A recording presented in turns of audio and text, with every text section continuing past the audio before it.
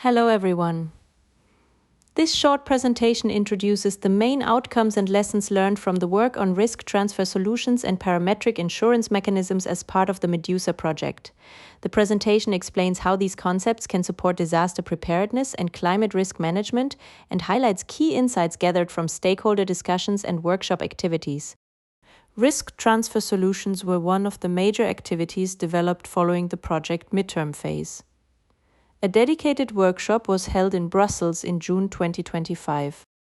It brought together a carefully selected group of stakeholders from the insurance sector, brokerage services, and humanitarian and non-governmental organizations.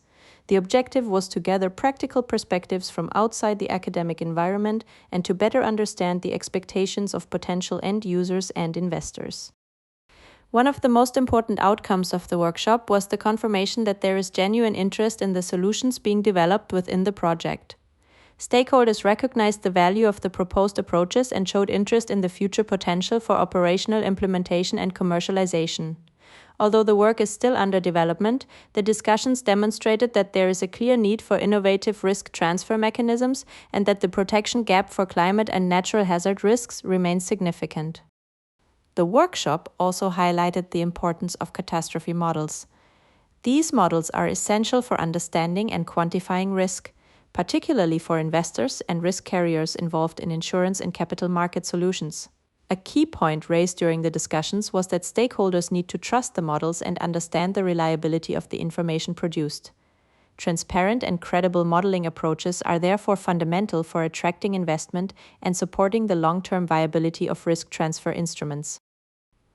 Another important topic concerned regional differences in risk perception and insurance demand. Interest in insurance products varies depending on the local hazard context. For example, regions exposed to flooding may prioritize flood-related protection, while areas more affected by wildfires may focus on fire risk.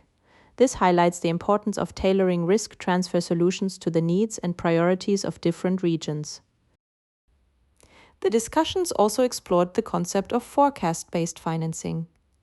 Traditional insurance typically compensates losses after an event has occurred, while parametric insurance provides payouts based on predefined hazard parameters linked to the intensity of an event.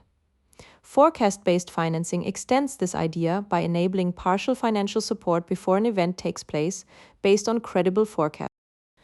This approach is particularly relevant because preparedness and evacuation measures can already generate significant costs before a disaster occurs. Examples include evacuation expenses, transport costs, business interruption, and emergency preparation activities. One possible approach discussed during the workshop is the tiered payout. This involved an initial partial payout triggered by a forecast indicating a high probability of a hazardous event, followed by the full payout if the event ultimately occurs.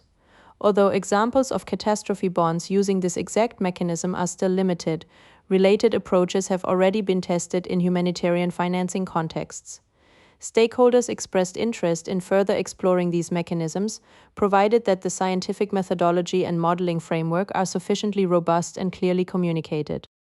We have now introduced the main outcomes and perspectives related to risk transfer and parametric insurance solutions developed within the MedEWSa project. We hope this presentation has provided a clearer understanding of the challenges, opportunities, and future potential of these approaches for disaster risk management.